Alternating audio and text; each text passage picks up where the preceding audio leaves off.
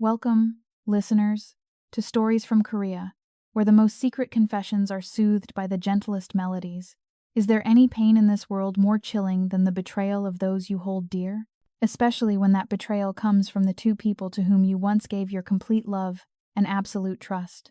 Seo Yoo-jin once thought she was the happiest woman in the world. After all, she seemed to have everything a woman could ever dream of: a successful husband who always treated her with tenderness, and an incredibly harmonious family life. However, all those beautiful illusions were shattered on one fateful, cruel afternoon. On that afternoon, which should have been filled with laughter and warmth, Yoo-jin found herself frozen in place behind the dark garage door. She witnessed a scene that she could probably never erase from her mind for the rest of her life, or even if she had to go through countless reincarnations. It was a Saturday with a crystal clear blue sky, and her family was planning to have a grand outdoor barbecue party together. Her husband, Kang Min-hyuk, gently told her he had some urgent matters at the company that needed immediate attention, so he couldn't go shopping with her as planned. Meanwhile, her sister-in-law, Park Sora, also whispered that she wasn't feeling well and wanted to go to her room to rest early. Yoo-jin smiled, her heart full of excitement as she drove to the supermarket, mentally outlining the delicious dishes she would prepare to treat her family. But then, a coincidence changed everything. Halfway there, she suddenly remembered she had left her wallet at home and hastily turned the car around. Their villa, located in the suburbs of Gyeonggi, had a spacious garage with a convenient direct entrance to the kitchen. As she drew closer to the garage, Yoo-jin's heart suddenly tightened in a strange way. The garage was pitch dark, but from within, peculiar sounds began to echo out. They were soft moans, mixed with ragged, heavy breathing that followed a certain rhythm. A woman's intuition told her that something was not right behind that door. Her whole body trembled, and each step felt heavy, but she still tried not to make a single sound. And then, the very moment Yoo-jin peered inside through the slightly ajar door, the entire world around her seemed to completely collapse. Under the dim light filtering through the crack in the door, what struck her eyes were two bodies tangled together, right on the luxury car that she herself had painstakingly saved up to buy for her husband as a wedding anniversary gift. That strong, bare back, with the familiar tiger tattoo behind the shoulder, could be none other than her beloved husband, Kang Min-hyuk, and the woman with the long, flowing black hair, her lips parted and lost in a moment of wretched pleasure, was none other than her husband's brother's wife, her sister-in-law, whom she had always loved and cherished like her own flesh-and-blood sister, Park Sora. The two of them were shamelessly making love right in her house, on her car. As a wife, as a sister-in-law, Yoo-jin stood silently behind the door, witnessing the entire filthy charade, without them having the slightest idea. Her ears were ringing, her throat was dry, and she couldn't utter a single word. The handbag in her hand fell to the floor with a dry, cold thud. All she could do was stand there, her eyes wide open, staring at the cruel reality. Pain, anger, and disgust, all emotions intertwined, as if wanting to tear her already wounded heart to shreds. Yoo-jin wanted to scream, to kick down that door and expose the hypocritical faces of those two shameless individuals. But she didn't. What was the point of screaming? What was the point of making a huge scene? Those actions were far too common. They would only give her temporary relief from her anger, but would turn her into a madwoman in the eyes of the world.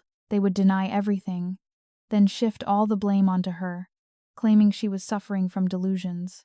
No, she would not give them that chance. Yoo-jin silently stepped back, very slowly and very quietly.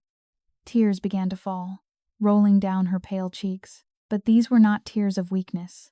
They were tears of hatred, slowly freezing into a block of cold ice. She returned to her car, drove around to the main gate, and rang the doorbell repeatedly, as if she had just returned from shopping. A few minutes later, the main door opened. It was Sora. She had managed to change into a neat outfit, her hair tied up tidily, and she flashed a sweet, utterly fake smile. "Oh, sister-in-law, you're back? I forgot my wallet, so I came back for it," Yoo-jin replied in a surprisingly casual tone. She walked past Sora, trying to ignore her still slightly swollen lips.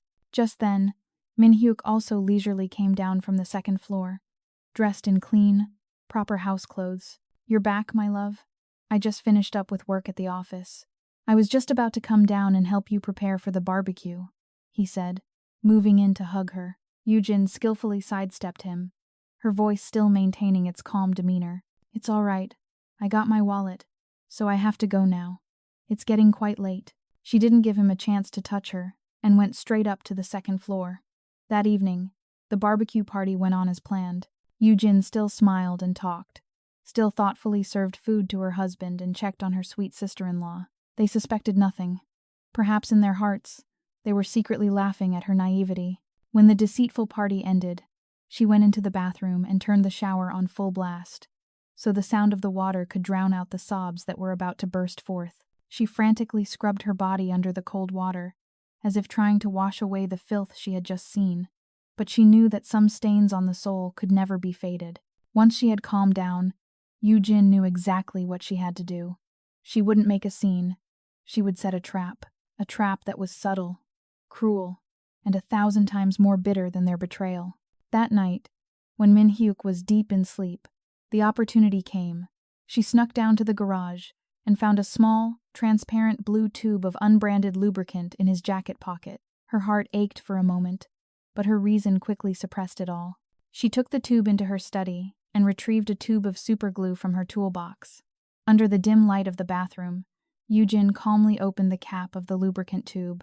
Then, slowly, but with absolute resolve, she squeezed the entire tube of superglue inside. She used a small toothpick to stir carefully, ensuring the glue blended completely into the transparent gel, leaving not a single trace behind. Once done, she wiped the opening clean, screwed the cap back on, and placed it right back where she found it in her husband's jacket. Throughout the process, her hands did not tremble once. Only a single thought echoed in her mind. You want to play a dirty game? Then I'll let you play it to the very end. You want to have fun behind my back? I'll let you have so much fun that you'll never be able to separate from each other again. She didn't know when they would use it. It could be tomorrow, or maybe next week. But she knew the trap had been set. She would continue to be the gentle wife, the good sister-in-law, quietly waiting for the day the most magnificent play would end with agonizing screams. After that fateful night, the gentle and naive Seo Yujin had completely vanished. The person who woke up the next morning was an entirely different woman. She still wore the same gentle smile, but hidden deep within was a chilling coldness. She was ready to become the director of her own life's tragedy. The play began right at the breakfast table. She woke up very early to prepare her husband's and sister-in-law's favorite dishes. When Sora came downstairs, she was slightly surprised by her sister-in-law's radiant appearance. Sister-in-law, what's the occasion? You look so happy today. Yujin flashed a smile she had practiced meticulously in front of the mirror. Oh, it's nothing, dear. I guess I just feel relaxed after a weekend of rest. She moved closer, linking arms with her sister-in-law intimately. Hey, Sora. I've noticed your skin is a bit dry lately, probably from sitting in the air conditioning too much. How about we go to the spa later? I was just given a premium skincare voucher, and it's too boring to go alone. Sora froze for a moment, glancing towards Min-hyuk, who was coming down the stairs, as if seeking his opinion. But Yujin was faster. She said to her husband in a sweet, coaxing voice, Honey, is it okay if I take Sora out to get pampered for a bit? A woman has to know how to love herself. You just go to the office and work. I'll take care of everything at home. She deliberately played the role of an understanding wife, giving her husband a period of unsupervised freedom. Min-hyuk flashed a fake smile. You're right. You two go and have a good time. I'll be home early. And just like that, for the rest of that afternoon, Yujin flawlessly performed her role as the model sister-in-law at the luxury spa. Under the sparkling lights of the beauty center, Seo Yujin chatted with her sister-in-law about everything under the sun, from the latest fashion trends to high-end cosmetics. She even thoughtfully gifted Sora a very expensive new dress.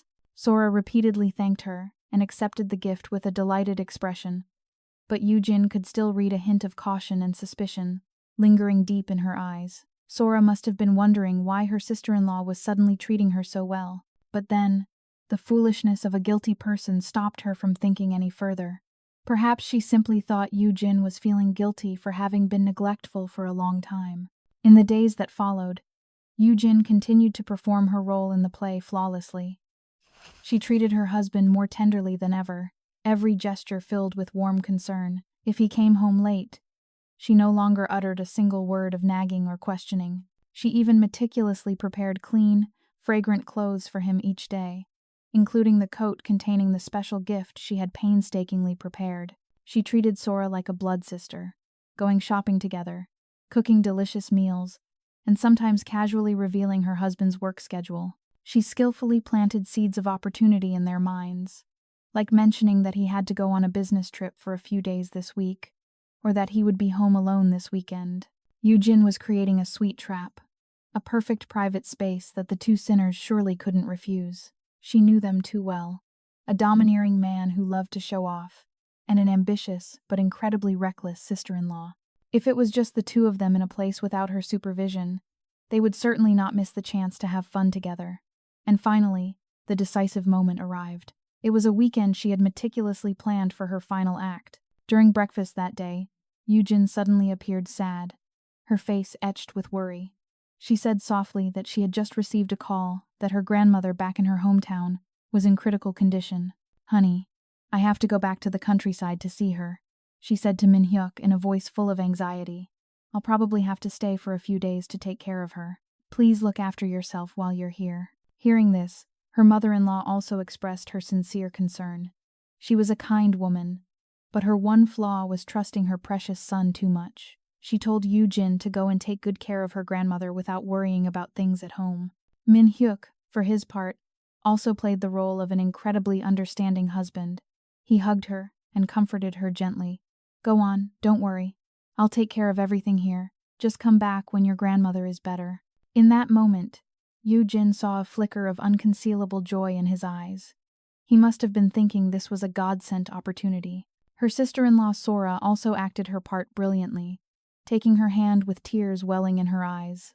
"Sister-in-law, please be careful on your way. Don't you worry. I'll take good care of your husband and mother. I'll make sure everything is fine." Yujin nodded slightly, forcing a smile. "Yes, I'm counting on you." She had deliberately emphasized every word of that sentence. The patience of a wronged woman can sometimes be more terrifying than the wrath of a lion.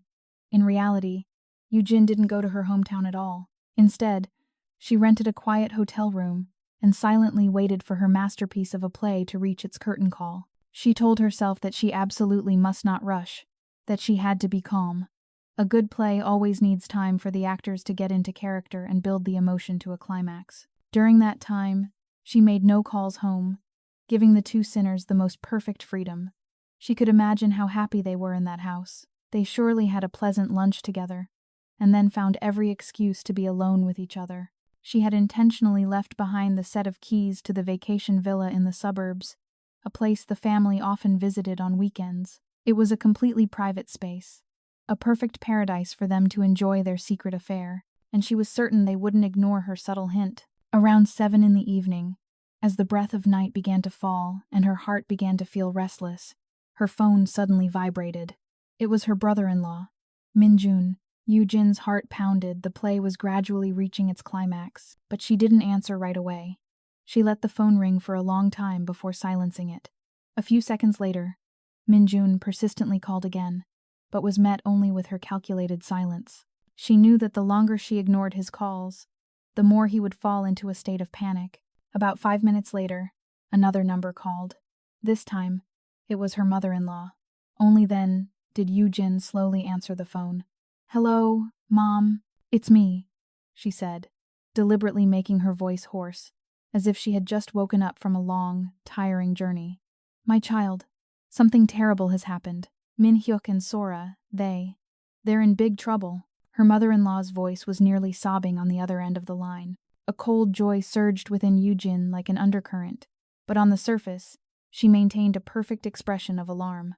What's wrong with Min-hyuk and Sora? What happened, Mom? Please, calm down and tell me." "Minjun, he just called me." She couldn't finish her sentence. "Minjun said he thinks the two of them are at our vacation villa. I don't know what they're doing there, but now both of them are in a very strange state. Minjun said he heard screams and cries for help from the bedroom, but the door is locked from the inside. They won't answer no matter how much he calls. So he got scared and called me." "My child, what if a burglar got in? Or what if something happened to them?" Her fear was completely real. She was genuinely worried for her son and her youngest daughter-in-law, completely unaware that the accident they were in was one they had brought upon themselves, and that Jin was the one who had lit the fuse. "Mom, how could something like that happen?" she screamed into the phone, a scream full of terror and shock. "Don't worry, Mom.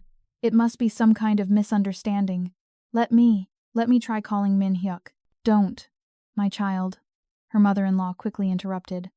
"I've already called both of them dozens of times and neither of them is picking up. How about this?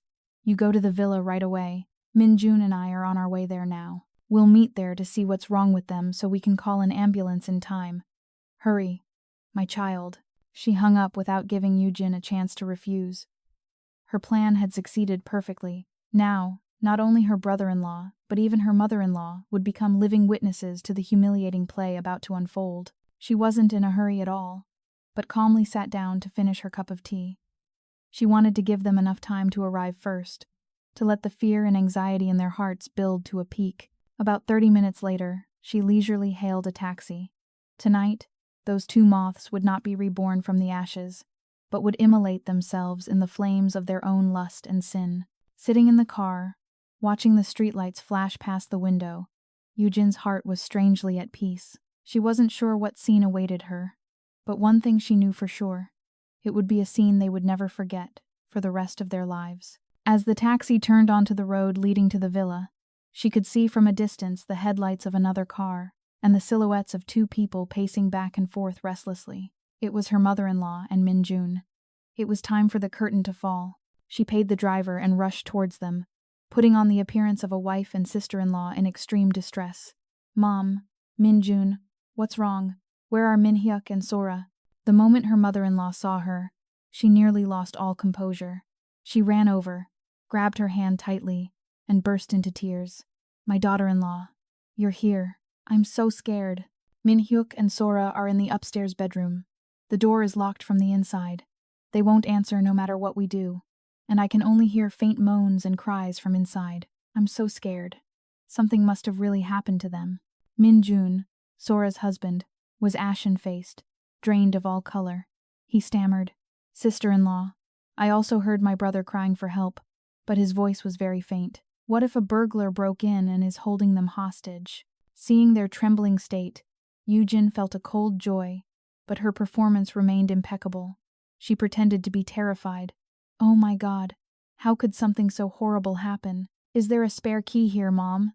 "Min Jun, hurry up and open the door." Min Jun's hands were shaking so much he couldn't even fit the key into the lock.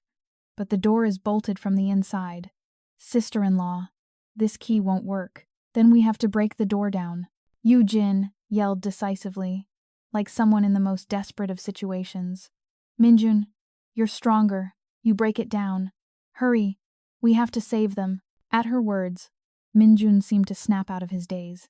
He no longer hesitated, taking a few steps back to get a running start and ramming his shoulder with all his might into the solid oak door. Bam! The door shuddered violently but didn't budge. Bam! Bam! He slammed into it a few more times. His mother stood beside them, her hands clasped in prayer, her lips constantly murmuring, "Oh dear God, please save my children." Finally, on the 5th try, the metal bolt snapped and burst open. The heavy wooden door swung wide, and all three of us, my mother-in-law, Min Jun, and I, Jin, froze on the spot at the scene laid out before our eyes. A scene that could not possibly be more horrifying, bizarre, and humiliating. In the luxurious bedroom, on the large bed she and her husband usually slept in on weekends, there was no burglar at all. There was only her husband, Min Hyuk, and her sister-in-law, Sora, but they weren't being held hostage. They were completely naked, without a scrap of clothing, stuck fast to each other, in a lewd position that no words could describe. But the most horrifying thing was not their nakedness, but their current state. Their two bodies were locked together as if they had become one, impossible to separate. Their faces were contorted in pain, sweat pouring off them. Min Hyuk was using every ounce of his strength to try and break free, but every effort was futile. He moaned in a weak voice, "Please, help me. It hurts so much."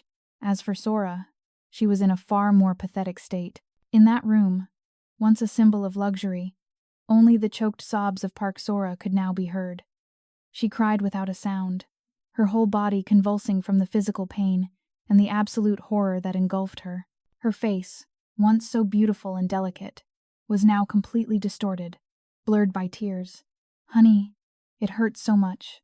Please, please separate us." This was the grim outcome of the extra-strong superglue that Seo Yujin had meticulously prepared. When mixed with the clear gel, it didn't harden immediately, but retained its initial slickness. However, with the added warmth from their body heat and the friction of their flesh, a silent chemical reaction occurred, turning it into a powerful adhesive. It was like an invisible chain, binding the two sinners together at the very moment they were drowning in their sin. Yujin's mother-in-law, upon witnessing the naked and humiliating scene, could no longer stand. She let out a pained scream before collapsing to the floor, falling completely unconscious. As for her brother-in-law, Minjun, he stood frozen in place like a cold stone statue. He was forced to see the wife he deeply loved and protected, stuck to his own brother, without a stitch of clothing on. The color of Minjun's face shifted constantly, from pale to flushed, then to a frighteningly sickly green. He didn't scream, nor did he utter a single curse. He just stared blankly at the reality shattering before his eyes. This shock was too great. It had completely crushed the soul of a man who was inherently gentle and somewhat weak. At that moment, Yujin quietly took a step back, leaning against the cold wall. She raised a hand to cover her mouth, her shoulders trembling violently. To anyone else, it would look like she was crying from utter shock, but the reality was the complete opposite. Behind that hand, Yujin was smiling, a silent smile, a pleasure that crept through every fiber of her being, spreading throughout her heart and soul. This play was truly more wonderful and spectacular than she had ever imagined. To understand why a woman who was once so forgiving would choose such a cruel method of revenge, we must turn back the clock to the past. The tragedy of today was not built from bricks and stones, but was built upon Yujin's naive sacrifices and the bottomless greed of the man she once loved more than her own life. 5 years ago, Yujin was not a housewife confined to a small kitchen. She was a brilliant chemical engineer who had graduated with honors and worked for a large foreign pharmaceutical corporation. She possessed a radiant future, a promising career, and a considerable fortune. Her parents had passed away early in an unexpected accident, leaving her with all their life savings, including a bustling commercial townhouse in the Gangnam district and a bank deposit of several billion won. She had everything, except for true love. And then, she met Min Hyuk. At the time, he was just a poor construction engineer working for a tiny company. He had talent and ambition, but had absolutely nothing in terms of capital or opportunity. Yujin was drawn to the man's extraordinary will and effort. He was completely different from the vultures who surrounded her only for her massive fortune. Min Hyuk came to her with the most sincere, simple affection. He didn't give her brilliant red roses, but a small succulent he had cared for himself. He didn't take her to extravagant restaurants, but sat with her eating spicy rice cakes at a roadside stall. With him, she found peace and the feeling of being truly loved. Out of a passionate and selfless love, she decided to be the one to give his dreams wings. When he confided in her about his desire to start his own company but being stuck due to a lack of capital, she didn't hesitate for a second. Yujin made a decision that she would only later understand was the biggest mistake of her life. She sold the Gangnam townhouse, her parents' only memento. All of that money, along with her own savings, a colossal sum amounting to nearly 1 billion won, she gave it all to him. But it wasn't simply a gift. She was smart enough to understand that money and emotions needed to be clearly separated.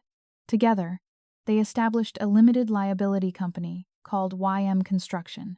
Legally, she was the largest shareholder with 70% of the shares, while he held 30% and served as the representative director. However, with sweet words, he persuaded her to step into the background. "Yujin, my love, you're a woman. Why should you throw yourself into this tiring world of business? If a man runs a company under his wife's shadow, people will laugh at me as an incompetent man. Just let me be the director in name, and you can be my steadfast support from behind. I promise, I will never betray your heart." She believed him, believed in concepts like a man's pride and a husband's self-respect. She gave up her brilliant career to become a full-time housewife, giving him everything: money, reputation, and control over her own life. She naively thought that her sacrifice would be rewarded with eternal love. Under Minhyuk's management, and with her strong financial backing, YM Construction grew at lightning speed, continuously winning bids for major projects. Money poured in like water. They bought a villa with a garden, imported cars, and their lives were completely transformed. But it was at that very moment that Minhyuk began to change. He was no longer the poor engineer of the past, but a successful director praised by all. He started to believe that all this glory was created by him alone, and gradually forgot about the wife who had laid the first bricks for his empire. He saw her sacrifice as something to be expected, a trivial duty. If her husband's ingratitude was the fertile ground for betrayal, then her sister-in-law, Sora, was the seed of a poisonous weed. She came into this family under a perfect mask of innocence and respect. Sora married into the family 2 years after Yujin. Her husband, Min-jun, was an office worker so gentle he was almost weak. In contrast, Sora was beautiful, clever, and knew how to act cute. Feeling sorry for Sora's difficult family background, Yujin treated her like her own sister, diligently teaching her everything from cooking to etiquette. When Sora complained about her meager salary, it was Yujin who asked her husband to give her a comfortable, high-paying position at YM Construction. When the couple faced financial difficulties, it was she who co-signed for them and lent them a large sum of money without any interest. She gave all her sincerity, only to receive Sora's praise, laden with hidden meaning. "You're so lucky, sister-in-law, to be so beautiful and have a husband as capable as Minhyuk. If I could just have half of what you have, I'd be so content." At the time, Yujin only felt pride, and didn't realize that behind that mask, the flames of jealousy were silently burning. Sora coveted everything she had: this villa, the mother-in-law's approval, and even her powerful husband. She began to carry out her seduction plan with great subtlety. In front of their mother-in-law, she would subtly plant the idea that Yujin was a spendthrift. In front of Minhyuk, she would act weak, belittling her own husband to praise her brother-in-law's masculinity. She would deliberately wear sheer nightgowns, brush her hand against his, or send suggestive text messages late at night.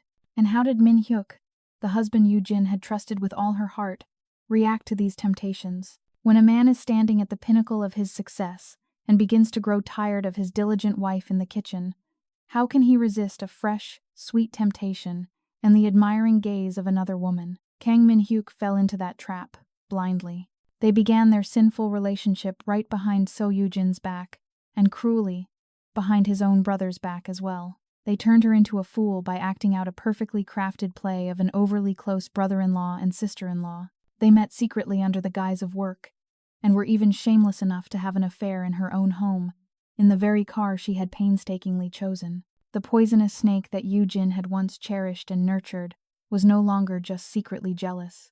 It was now baring its venomous fangs and beginning to tear at her heart. But Park Sora had no idea that a woman cornered would not just cry, but would find a way to break every single one of those fangs. Returning to the horrific scene in the villa's bedroom, where time seemed to stand still, her mother-in-law had fainted. Her brother-in-law Min-jun still stood frozen like a cold stone statue, and the two sinners were still stuck together on the large bed, their pained moans echoing in the silent space. The eerie silence was broken only by Min-jun's choked, ragged breaths. After a moment of instability, Yujin quickly regained her composure. She knew that this play couldn't end so quickly. She had to be the director until the very last moment. The only person who still had their wits about them was her. Yujin slowly approached, not to help the two shameless people, but to wake her mother-in-law. "Mother, mother, wake up." After a few firm shakes, the woman slowly opened her eyes, her gaze still hazy. But as soon as she saw the scene on the bed again, she burst into tears. "Oh my God, what kind of karma is this? How did our family end up like this?" Yujin didn't offer any words of comfort. She just spoke in a cold yet authoritative tone. "Mother, now is not the time to sit and cry. What we need to do right now is call an ambulance. Do you want all the neighbors in this area to know about this humiliating affair?" Her words were like a splash of cold water on her mother-in-law's shock. That was right. If this got out, the entire family would lose face. She hurriedly wiped her tears and shakily took out her phone, but her hands were trembling too much to dial the number. Let me Jin snatched the phone from her mother-in-law's hand. She calmly dialed 119. Yes, 119. How can I help you? Hello. She deliberately put on a rushed, panicked voice of someone in a critical situation. Someone in my house had an accident. It's 2 people. They're stuck together and can't be separated. Their condition seems very critical. The address is Phoenix Village, number 12. Please hurry. She intentionally spoke loudly and clearly, making sure to emphasize the phrase, stuck together. She knew very well that all calls to 119 were recorded, and her words would be the most objective evidence of this bizarre accident. After hanging up, she turned to Min Jun, who was still standing motionless like a lost soul. She placed a hand on his shoulder and said gently, Min Jun, snap out of it. You're a man. You have to be strong. He looked up at her with lifeless eyes, his voice cracking. Sister-in-law. Why? Why Sora? Why my brother? I don't know either. Jin shook her head, feigning deep sympathy. But now is not the time to ask why.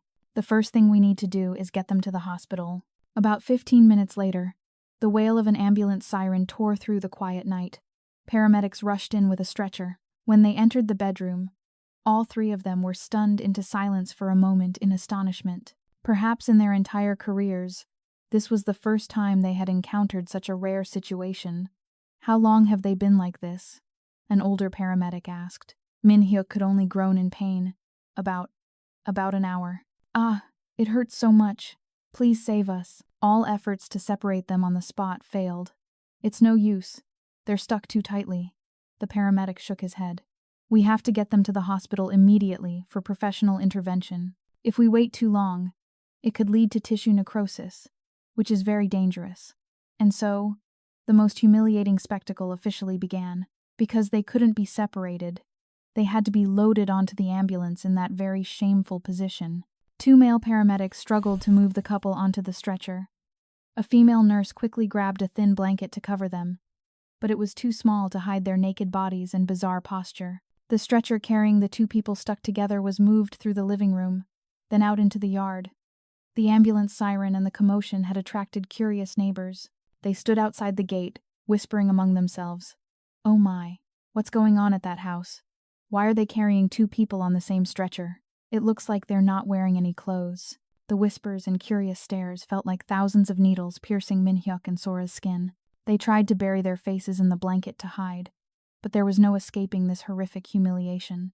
Jin followed behind, her face still wearing a look of concern, but deep down, she was feeling a boundless sense of pleasure. This was just the beginning. The physical pain was nothing compared to the mental collapse they were about to endure. The ambulance sped off with its siren blaring toward the city's general hospital. Inside the vehicle, the atmosphere was suffocatingly heavy. Min Hyuk and Sora lay under the blanket, their entire bodies trembling from pain and shame. In the emergency room, when the doctor lifted the blanket to examine them, all the medical staff fell silent. The chatter from patients and their families in the hallway once again cut deeply into the family's pride. Her mother-in-law had to cling tightly to Min Jun's arm to stay upright. She looked as if she had aged 10 years in an instant. Jin sat on the cold bench in the waiting room, staring at the closed door of the emergency room. She wasn't worried about their lives, because she knew that type of glue only brought pain and humiliation, not death, and that was exactly what she wanted. Beside her, her mother-in-law sat stiff as a rock, her vacant eyes staring into space. Her entire world of pride was collapsing. She had always been a strong woman who raised 2 sons on her own. The elder, Min Hyuk, was a talented director, and the younger, Min Jun, was kind and obedient. She always believed her family was a perfect, flawless model. Yet, in a single night, all that belief had turned to dust. Her exemplary eldest son was a shameless man, having an affair with his own sister-in-law, while her youngest son was a pitiful victim, betrayed by his own family without even knowing it. In that mother's heart, her youngest daughter-in-law, whom she had always loved for being gentle and obedient, was suddenly revealed to be a treacherous schemer who had used her beauty to seduce her own brother-in-law. The 3 people to whom she had given all her love and trust had now betrayed her at once, turning a model family into a laughingstock for the world. The shock was truly too much for a woman in her twilight years. As her pillars of emotional support crumbled into dust, she turned to look at Jin. In her aged eyes, there was no longer the strictness or authority of a mother-in-law. Instead, there was only extreme fatigue, an empty void, and a deep shame that seeped into every breath. "My child," she began in a weak, trembling voice. You've known about this for a long time, haven't you?" Yu Jin chose silence, but that very silence was the clearest answer. Her mother-in-law nodded slightly, a bitter smile appearing on her pale lips. "I see. I really am a foolish old woman, for something so terrible to be happening in my own house without me knowing a thing. I was always so proud of them. I am so sorry. You must have struggled so much, been in so much pain all this time alone." She reached out her wrinkled hand, marked by the traces of time, and gently took Eugène's. "I'm sorry. My daughter-in-law. I failed to be a discerning enough mother-in-law. I was too blind, deceived by their sweet talk and fake appearances.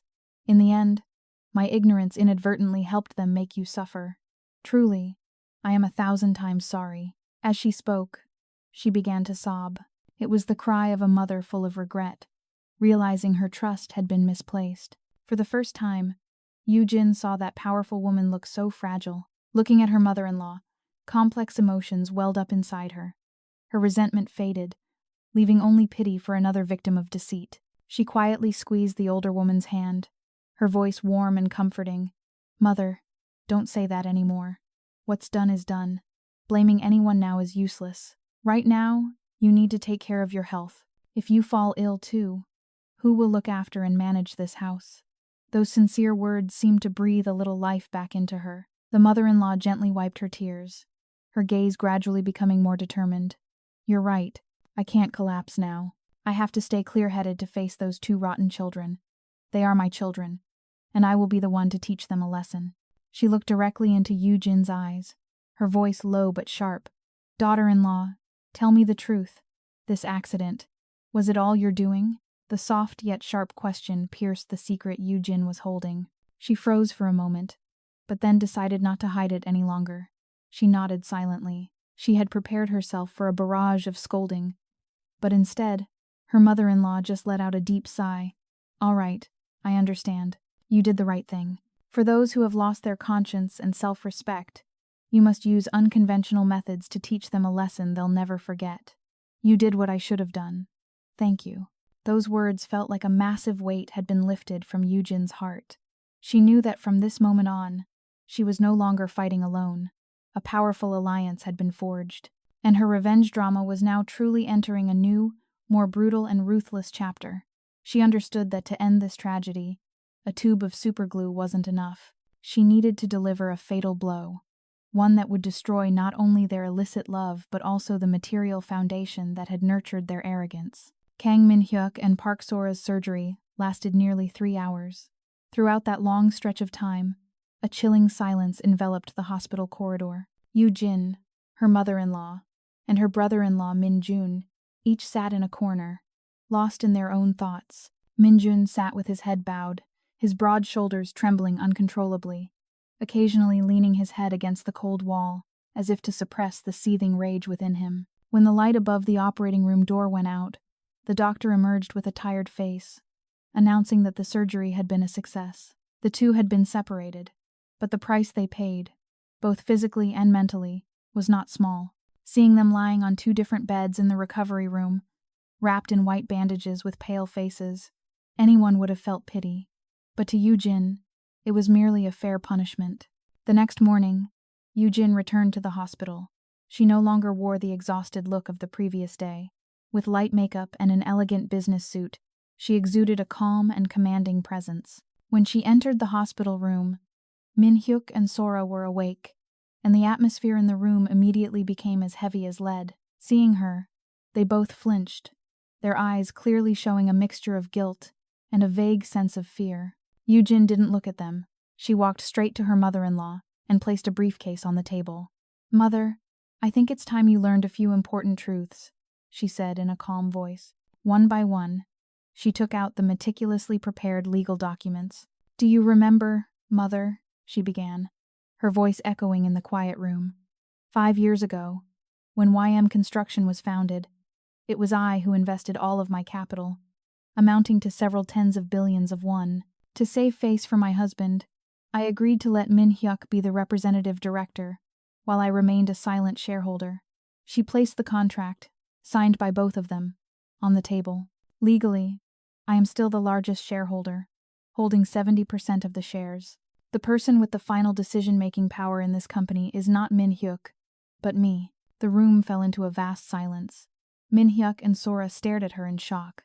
They never imagined that the woman who had always busied herself with housework could hold such sharp legal cards. Yujin continued with her second card, flipping through the pages of property deeds and car registrations. Look, Mother, from the mansion we're living in, to the Mercedes that Min Hyuk drives, to Min Jun's apartment, everything is registered under one single name, Seo Yujin. She threw a scornful glance at her husband, who was lying motionless on the bed. Back then, you said it was a way to prove your love and gratitude for me. Perhaps you've long forgotten that promise. Min Hyuk tried to sit up, but the pain from his wound made him grimace, his words sputtering incoherently. And then, the final, decisive blow was dealt. Yujin played a video from her phone. It was footage from a hidden camera, scenes of them kissing on the sofa while she was away, along with countless sweet and obscene messages that she had recovered.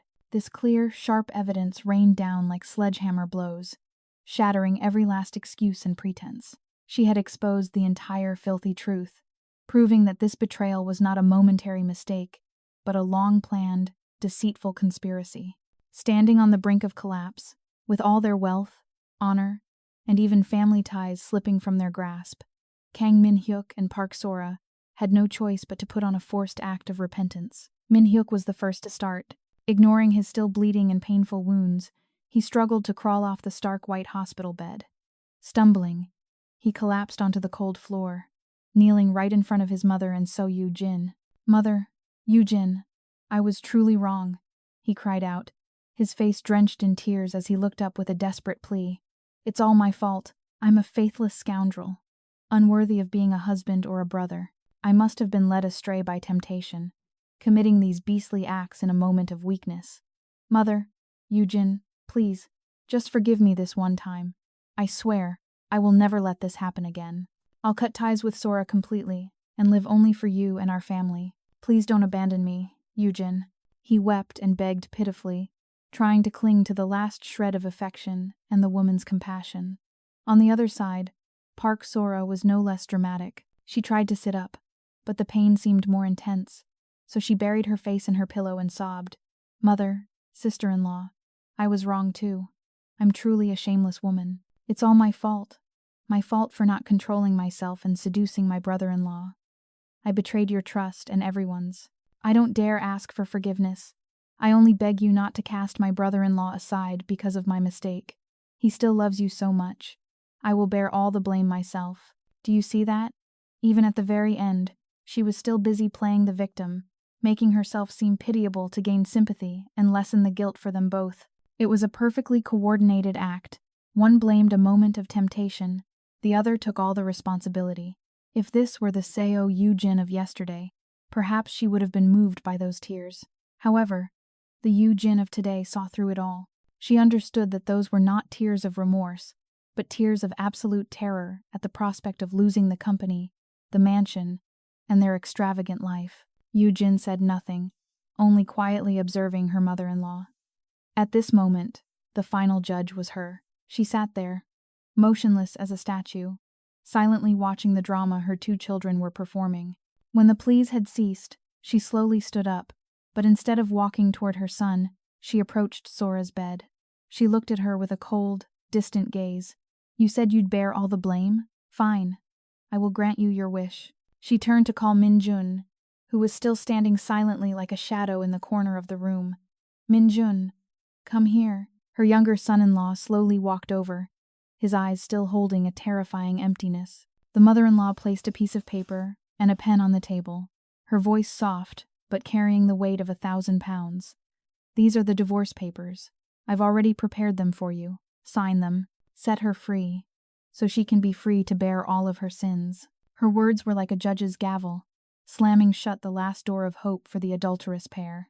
Sora's mask shattered completely, revealing a face full of fear and desperation. She stared blankly at the papers on the table, then at her husband, and began to cry for real.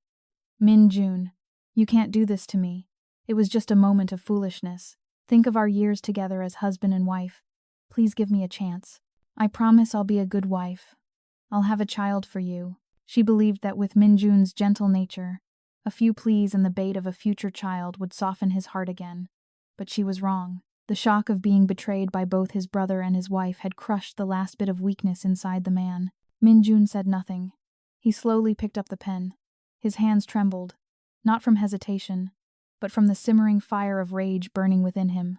He decisively signed his name on the paper, the strong stroke of the pen, like a blade severing their past and future completely.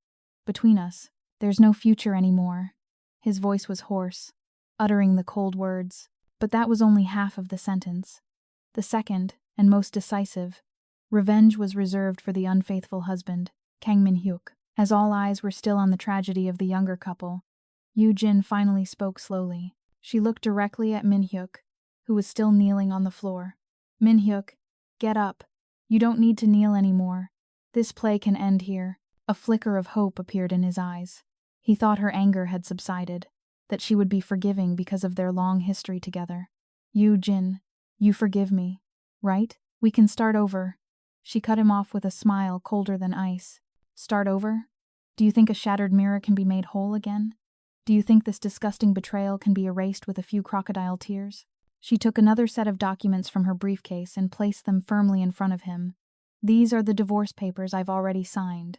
And this is the legal document demanding you transfer full management rights of YM Company and 30% of the shares to me, based on the investment contract from 5 years ago. You must leave the mansion within 24 hours.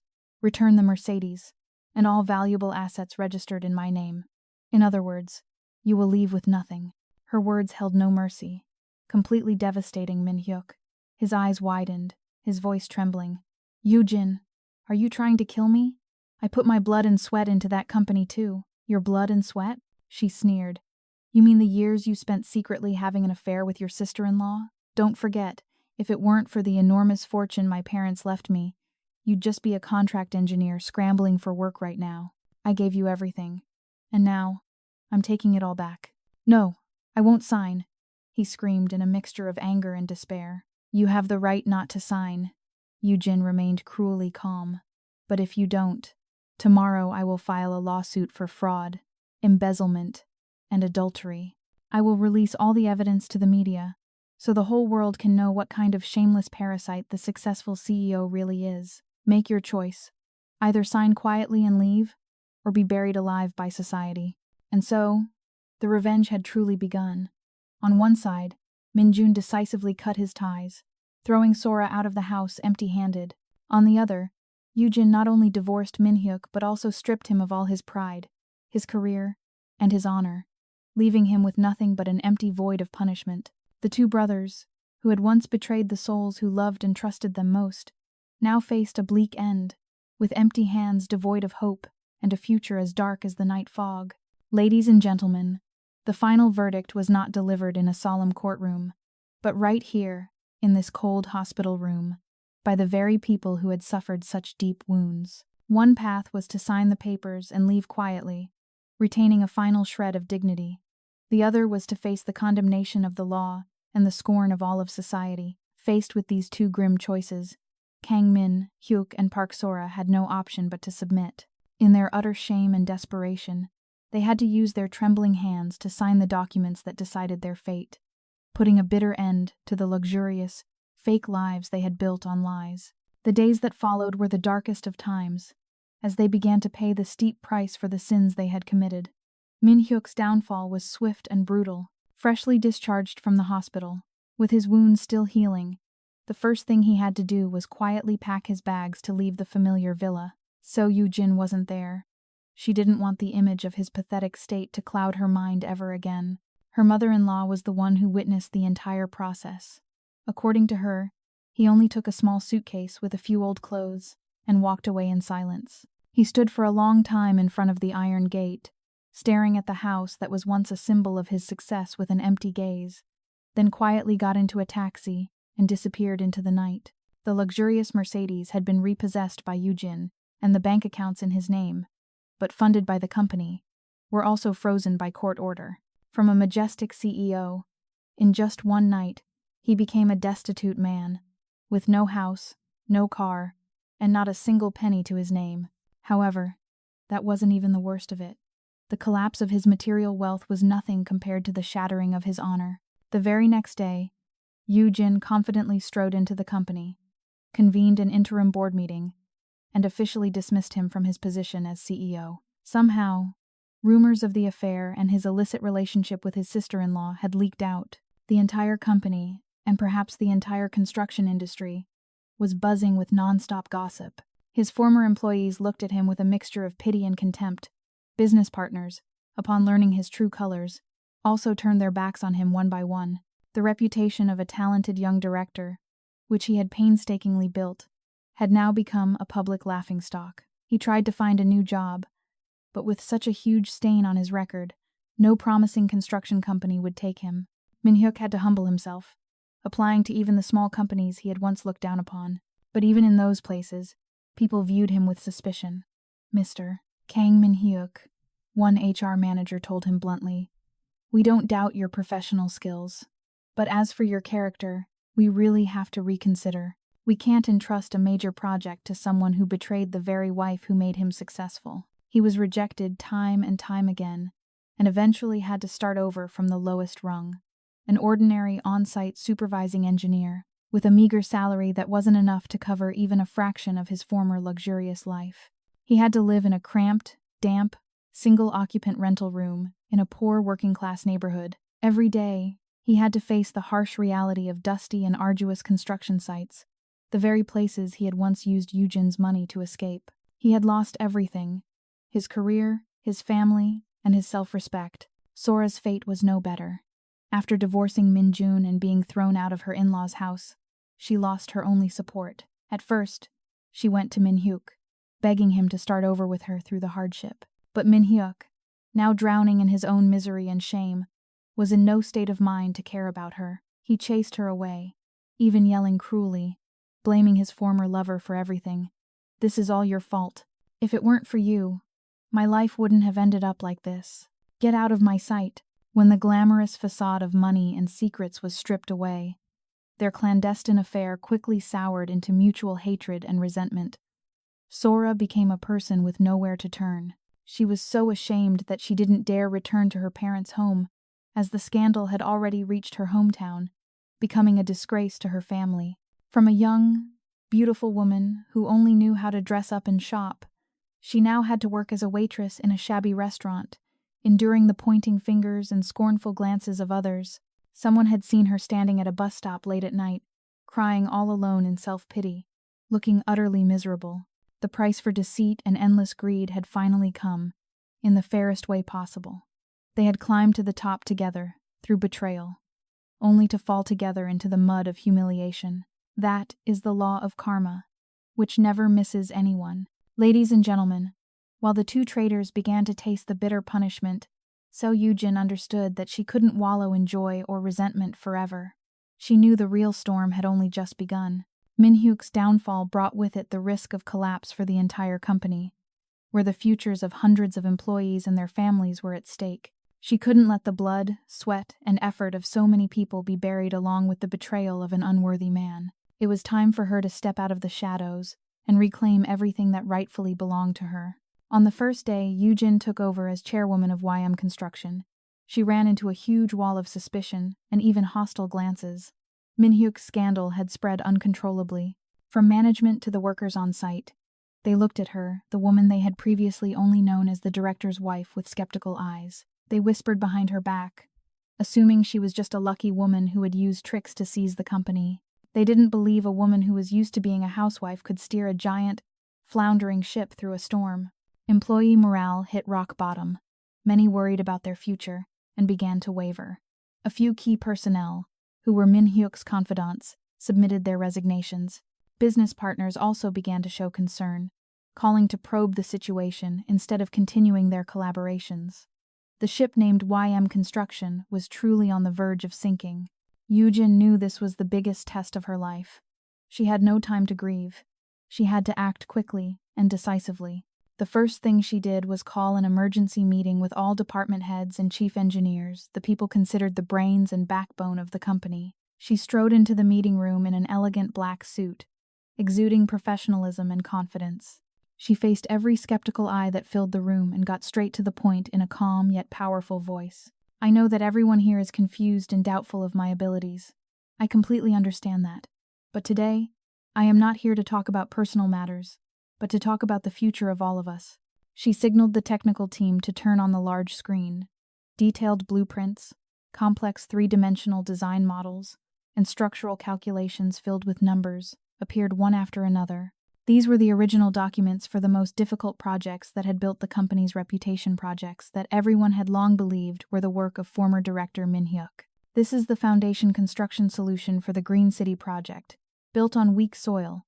She pointed to a drawing, and this is the structural system design for the Sky Tower office building, a breakthrough solution that optimized space and saved costs. All of these projects were believed to be the work of former director Kang Min Hyuk. She paused for a moment, letting the silence and stunned looks wash over the room, before slowly revealing the truth. But the person who stayed up all night calculating every single number, the person who found the solutions to the most difficult structural problems, was not him.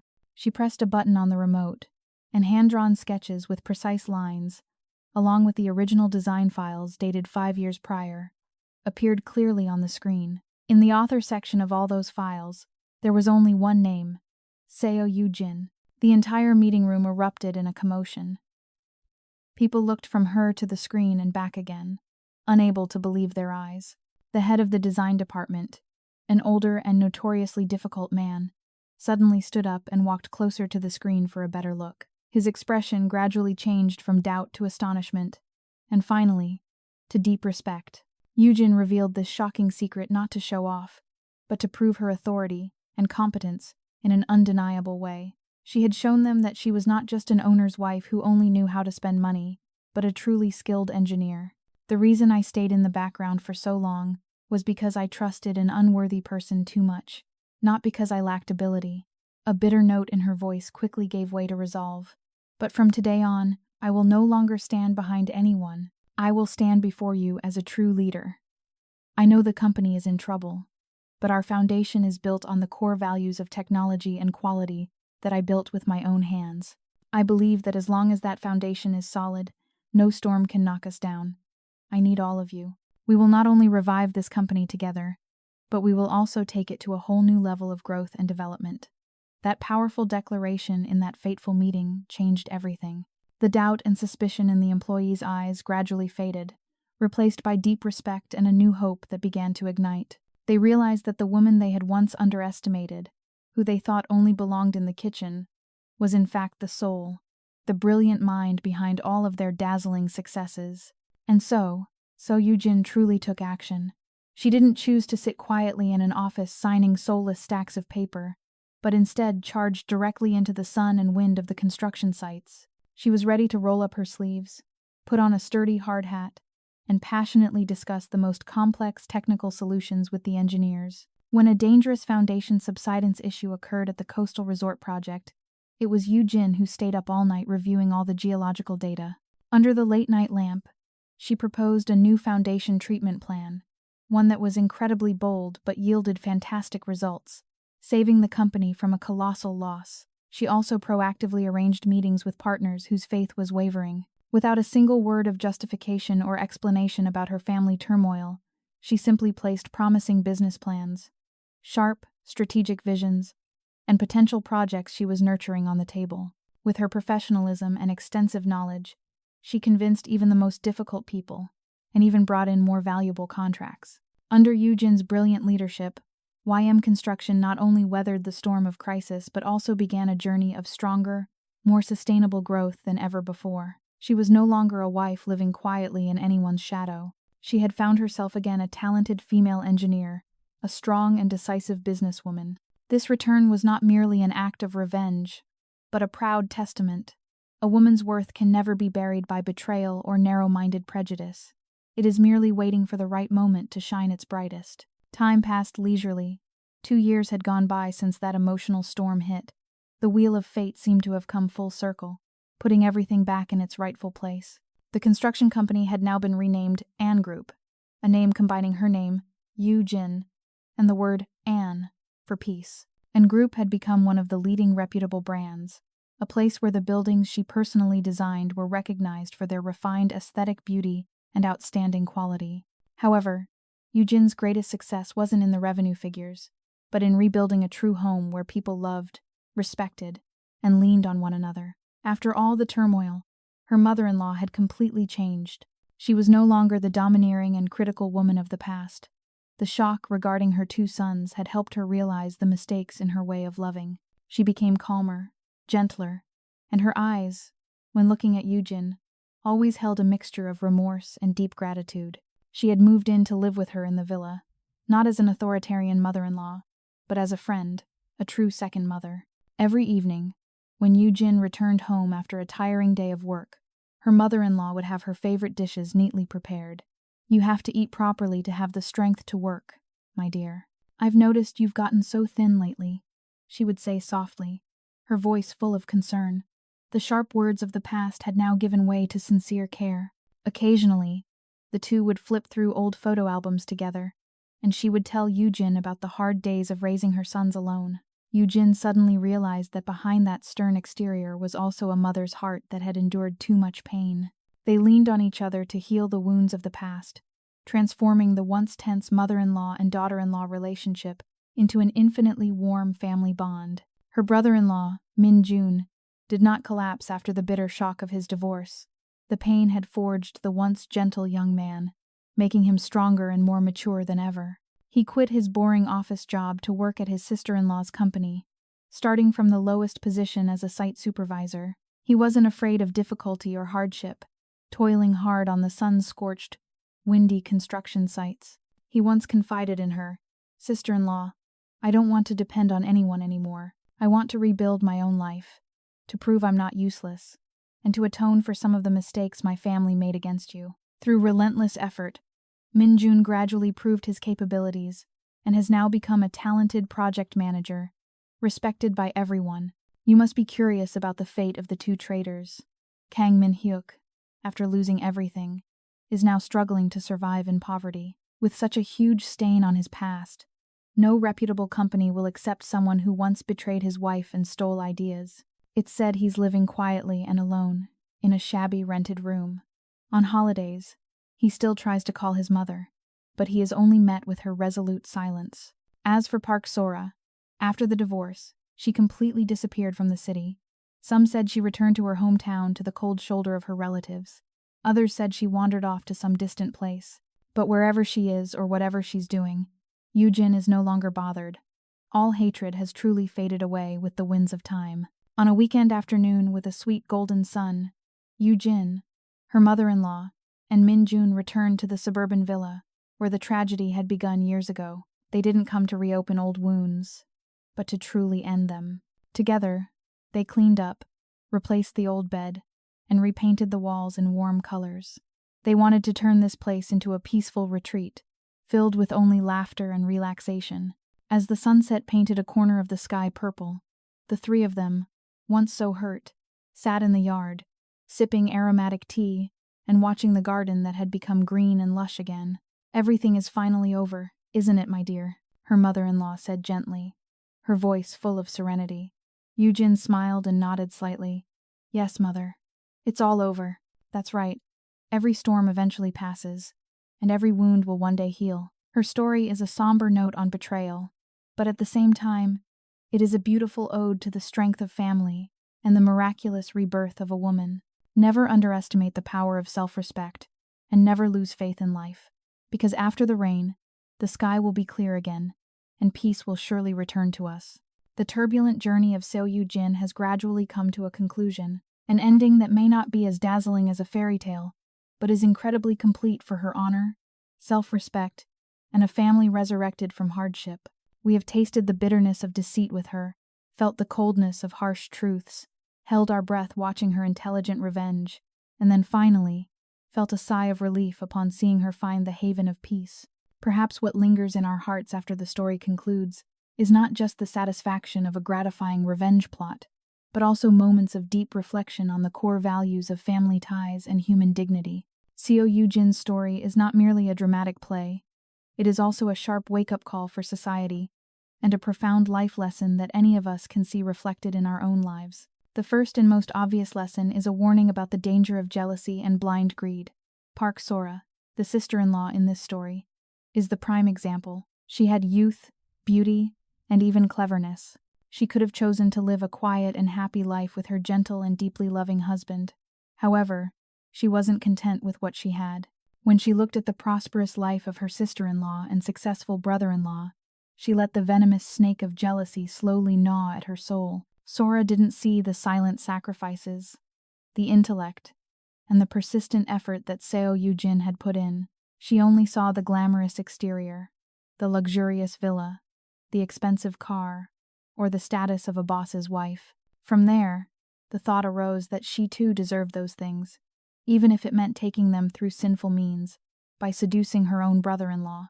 The downfall of Sora and Min-hyuk is a warning to us all. In life, we sometimes feel inferior to others.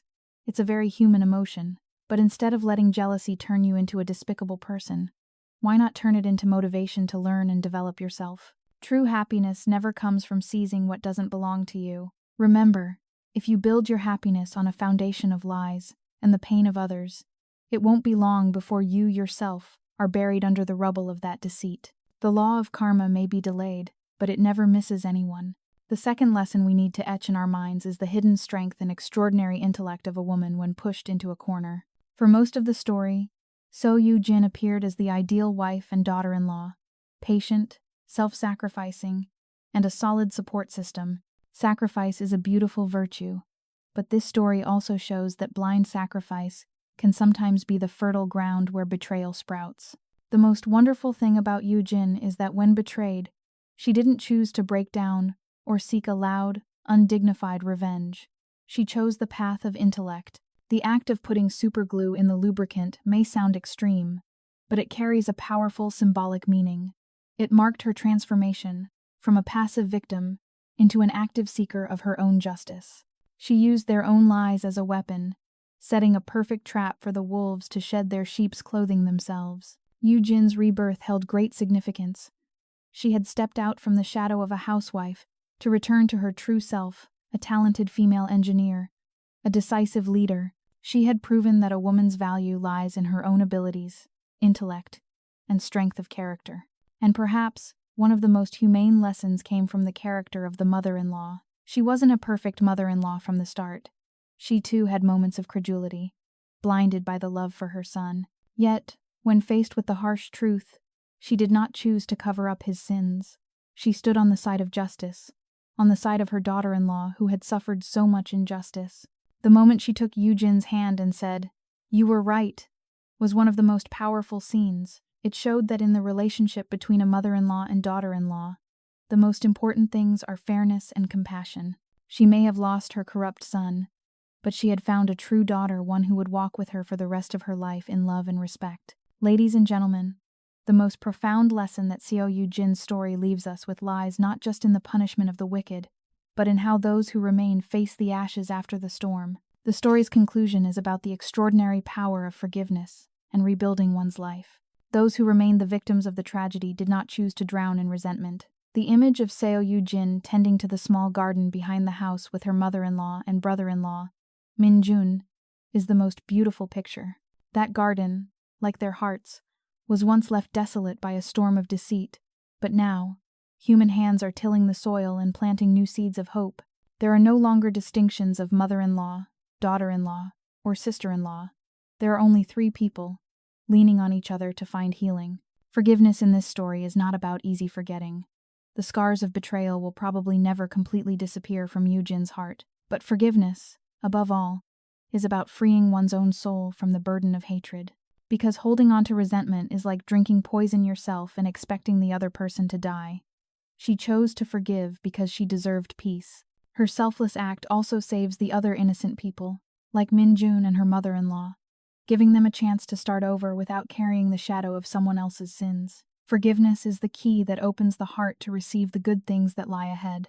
Ladies and gentlemen, the story of Seo Yoo-jin is a beautiful ode to a woman's wisdom, strength, and compassion. It reminds us that betrayal can come and knock us down at any time, but we must not lose faith in goodness because of it. Live with kindness and honesty, but also arm yourself with clarity and reason. Necessary vigilance is the very fence that protects our garden of happiness. Thank you for listening to the story and my heartfelt thoughts today.